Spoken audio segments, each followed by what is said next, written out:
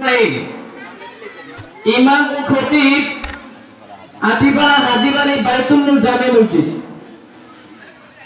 এখন আপনাদের সামনে বয়ান করবেন মাওলানা ইমরান হোসেন, ইমাম ও খতিব আতিপাড়া বাইতুল নূর জামে মসজিদ।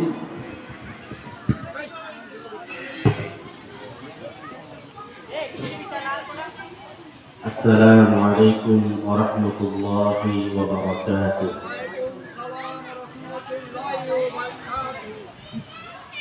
الحمد لله نحمده ونستعينه ونستغفره ونعوذ بالله من شرور أنفسنا، من يهد الله فلا مضل له ومن يضلله فلا هادي له، ونشهد أن لا إله إلا الله وحده لا شريك له، وأشهد أن محمدا عبده ورسوله، أرسله بالحق بشيرا ونذيرا وداعيا إلى الله بإذنه وسراجا منيرا. فقد قال الله تعالى في كلامه المجيد والفرقان الحميد: أما بعد فأعوذ بالله من الشيطان الرجيم. بسم الله الرحمن الرحيم. منها خلقناكم وفيها نعيدكم ومنها نخرجكم تارة أخرى. قال النبي صلى الله عليه وسلم: من مات فقد قامت قيامته، أو كما عليه الصلاة والسلام. إن الله وملائكته يصلون على النبي، يا أيها الذين آمنوا صلوا عليه وسلموا تسليما. بلغ العلا بكماله، كشف الدجى بجماله، حسنت جميع خصاله. صلوا عليه وآله.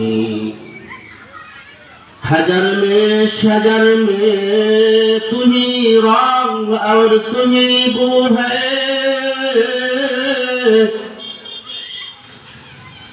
हजर में शजर में तुम्ही रंग और तुम्ही बू है।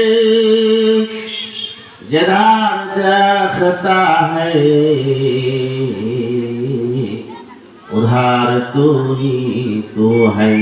बलगल उला बिकमालिही, कशफद दुजा बिजमालिही, हसनुत जमीउ खसालिही। सल्लु अलैहि व आलिही। कर दिया जंग उहुद में,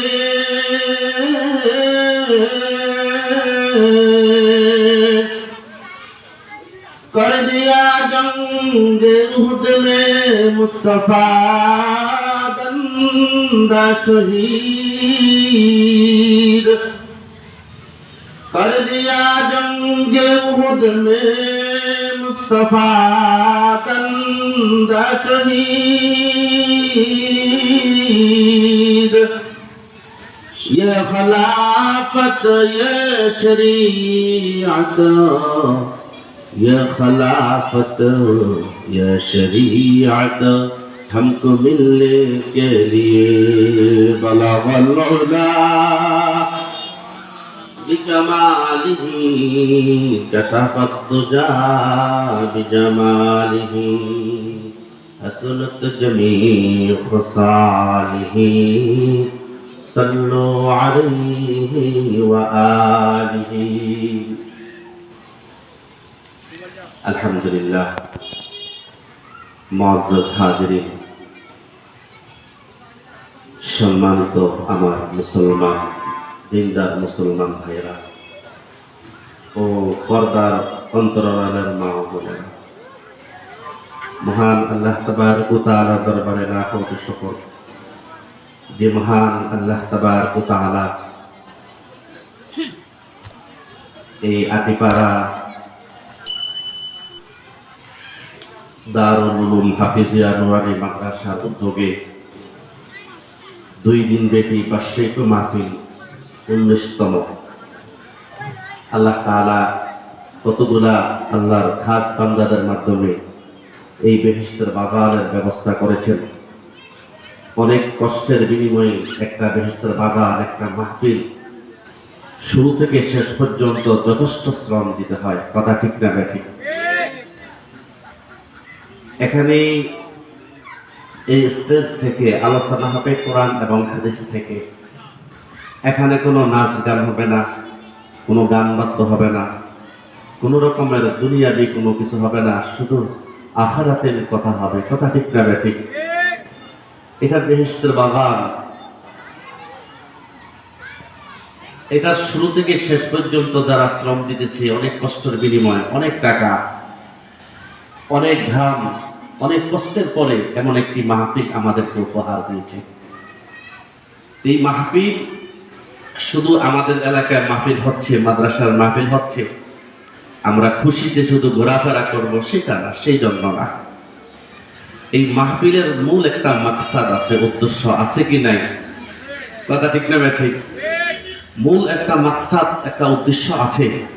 এই মাহফিলের মাধ্যমে আল্লাহ তাআলা যাতে এই এলাকার প্রত্যেকটা জীবিত মানুষকে আল্লাহ তাআলা পূর্ণ একটি বছর আমরা কত গুনাহ করেছি, আমাদের ঈমানের উপর কত রকমের সমস্যা হয়েছে, যাতে করে ঈমান তরুতাজা হয়, যাতে করে ঈমান মজবুত হয়, এই সমস্ত মাহফিলের মাধ্যমে মুসলমানদের ঈমান তরুতাজা হয়, কথা ঠিক না ব্যাঠিক? এই মাহফিলের মূল মাকসাদ আল্লাহ তাআলা যাতে এই মাহফিলকে উসিলা করে কোন বক্তা, কোন আল্লাহওয়ালার দোয়ার মাধ্যমে আল্লাহ তাআলা এই দেশের উপর, এই মাদ্রাসার উপর খাস রহমত এবং বরকত দান করতে পারে কি পারে না? আল্লাহ তাআলা এর উসিলায় এই দেশের প্রত্যেকটা মুর্দা গ্রামবাসীকে আল্লাহ তাআলা ক্ষমা করতে দিতে পারে কি পারে না? অবশ্যই পারে। এই মাহফিলের মূল একটা মাকসাদ আছে।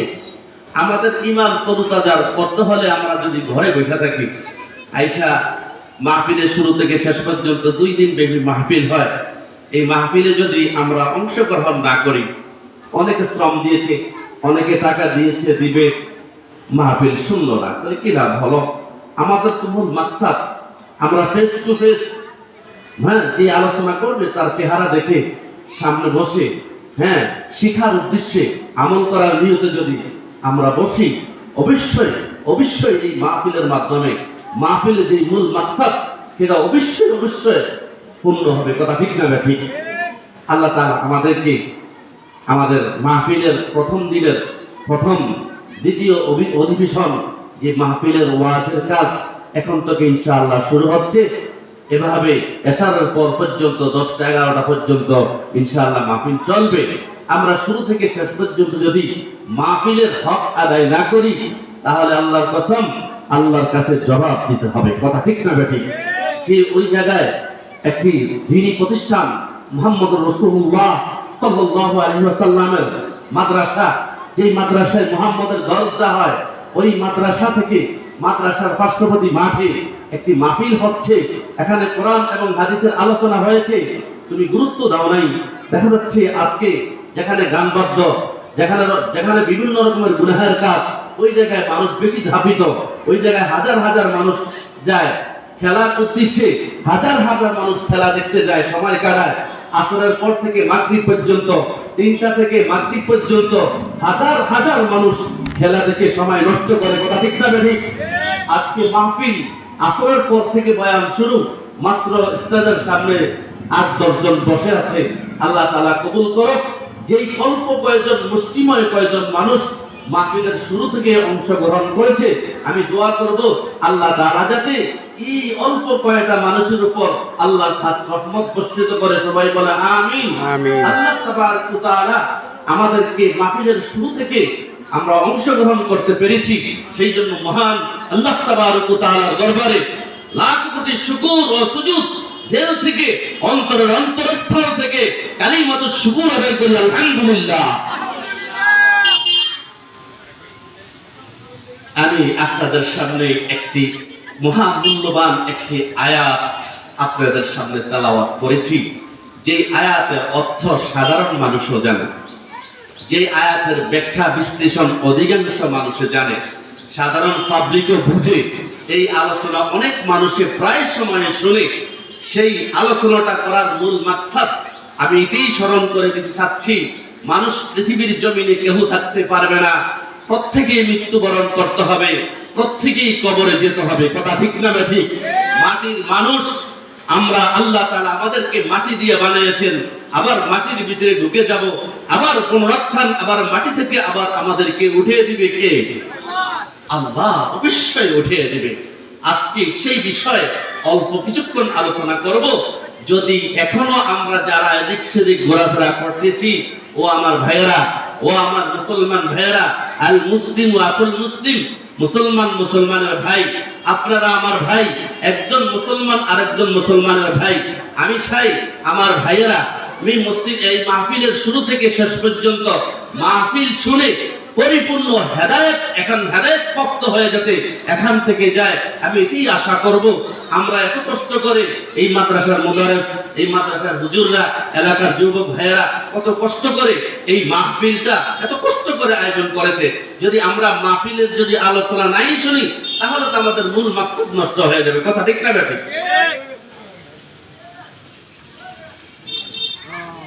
আমি আপনাদের সামনে একটি আয়াত তেলাওয়াত করেছিলাম, মিনহা খালাকনাকুম ওয়া ফীহা নুঈদুকুম ওয়া মিনহা নুখরিজুকুম তারাতান উখরা।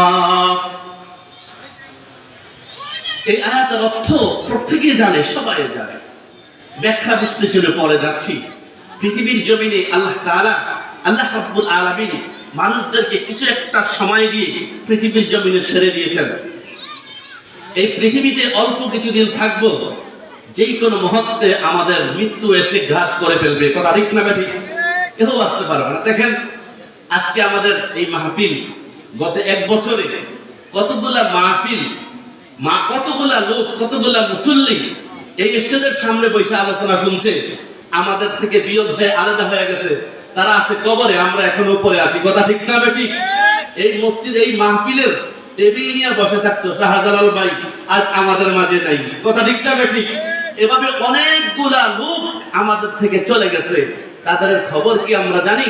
তাদের কবরের জিন্দেগি পৃথিবীর সকল খবর নেওয়া যায়।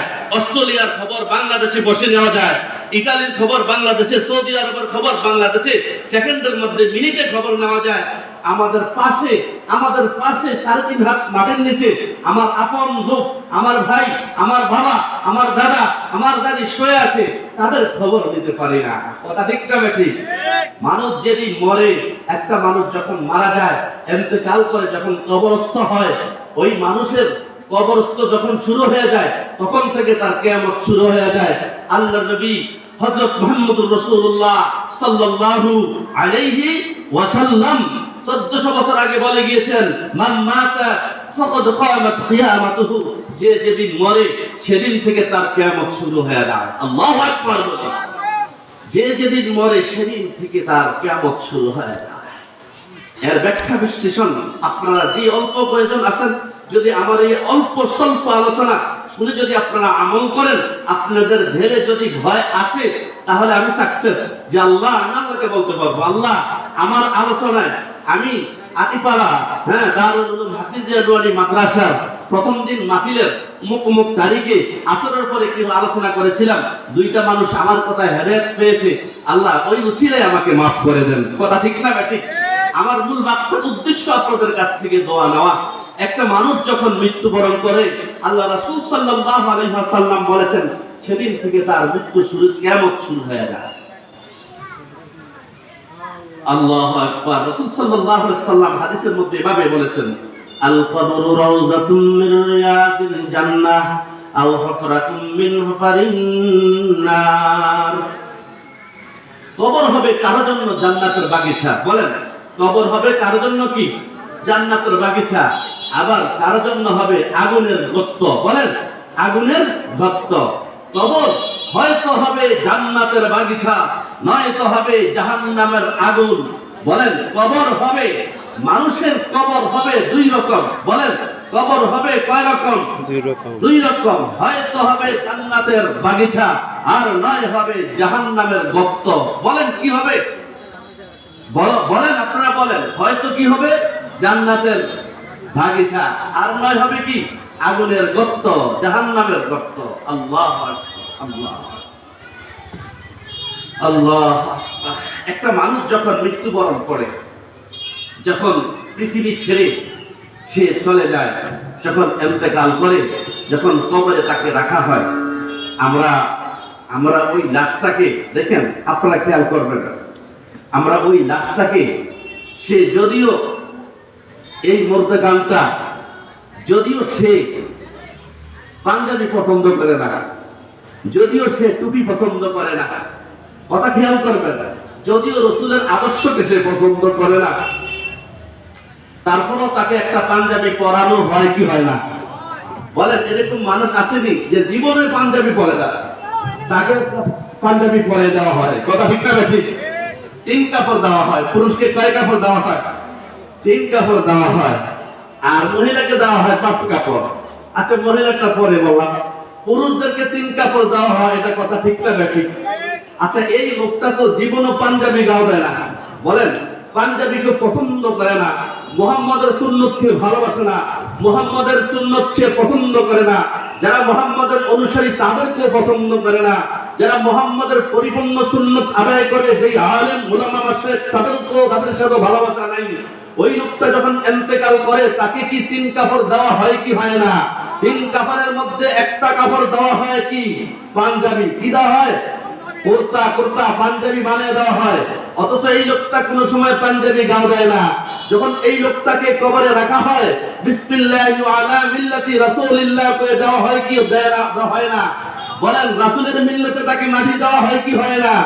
এই লোকটা তো রাসূলের শত্রুতামি করেছে, এই লোকটা তো রাসূল সাল্লাল্লাহু আলাইহি ওয়াসাল্লামের সুন্নতকে ধ্বংস করেছে, এই লোকটা তো রাসূল সাল্লাল্লাহু আলাইহি ওয়াসাল্লামের সুন্নত, যেই দাড়ি এটা ওয়াজিব ছিল, সেই দাড়িকে ধ্বংস করে দিয়েছে।